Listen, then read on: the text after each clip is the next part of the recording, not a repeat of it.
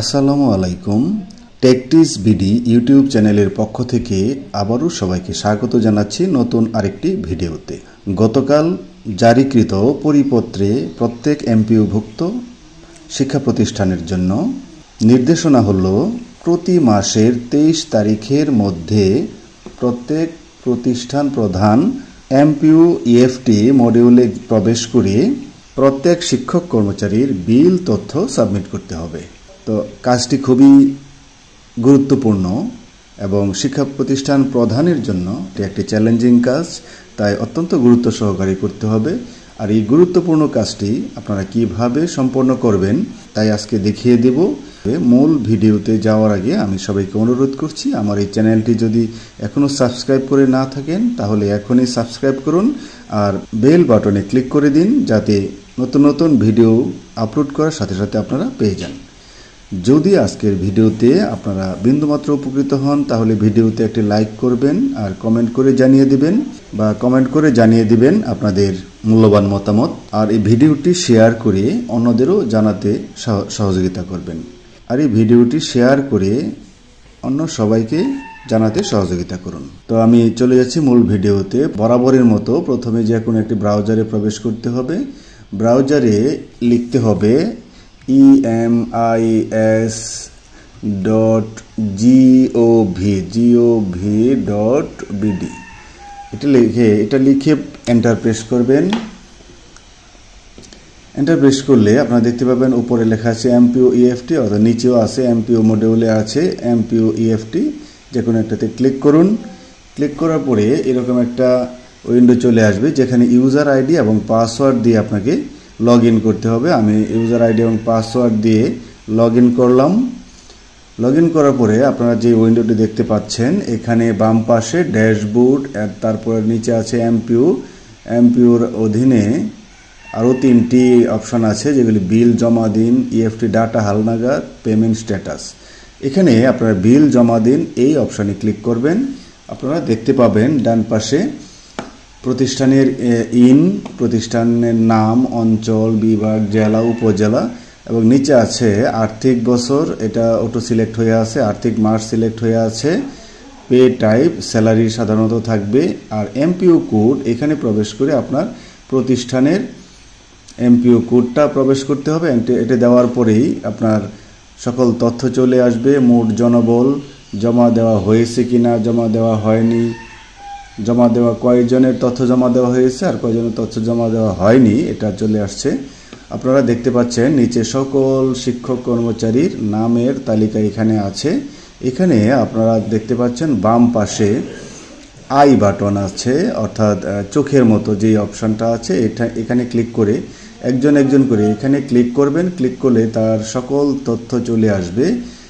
MPO index, PDS, NID, জন্ম তারিখ, নাম, বিষয়, পদবি, পে কোড, বেতন, মূল বেতন, ব্যাংকের হিসাব নাম, ব্যাংকের হিসাব নম্বর, ব্যাংক শাখা, এগুলি সব চলে আসবে। আপনারা প্রথমবার সবগুলো বিস্তারিত দেখে নেবেন, সব ঠিক থাকলে পরের বার শুধু নিচের অপশনগুলি দেখতে হবে।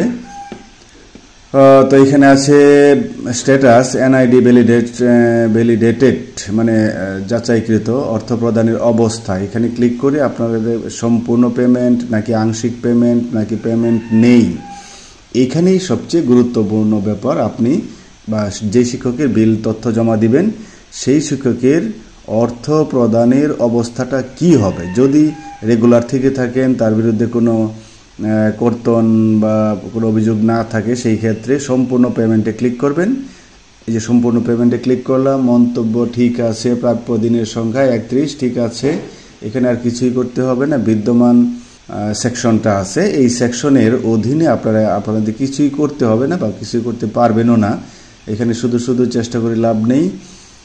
এখানে আপনারা শুধু দেখবেন তার সকল তথ্যগুলি এবং দাবিকৃত যদি কোনো পরিবর্তন করতে হয় সেক্ষেত্রে পরিবর্তনটা উপর থেকেই করতে হবে। এখানে দাবিকৃত যে উনি যে প্রাপ্যটা হবেন এটা শুধু দেখতে পাবেন।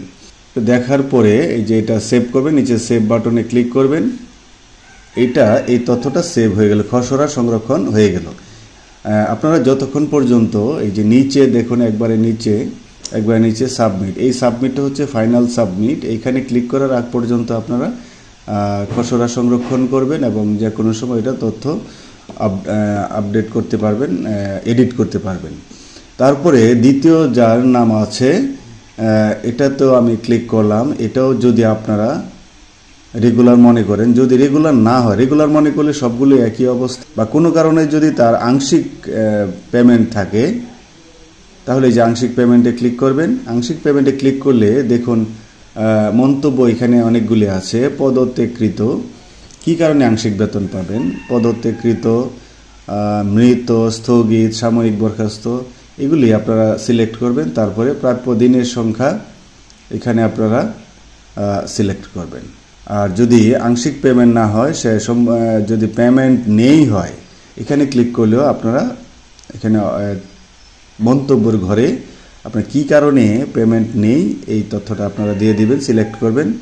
আর সকলের তথ্য আপডেট করার পর এই যে ডাউনলোড বাটন আছে, এই ডাউনলোড বাটনে ক্লিক করে আপনারা একটি বিল তথ্য পাবেন, একটা শিটে পাবেন। এই শিটটি আপনারা ডাউনলোড করে সেখানে প্রতিষ্ঠান প্রধান এবং প্রতিষ্ঠানের ম্যানেজিং কমিটির সভাপতির স্বাক্ষর নিয়ে এটা ভবিষ্যতের জন্য রেখে দিবেন, সংরক্ষণ করবেন, পরবর্তী যে কোনো সময় এটা কাজে লাগতে পারে।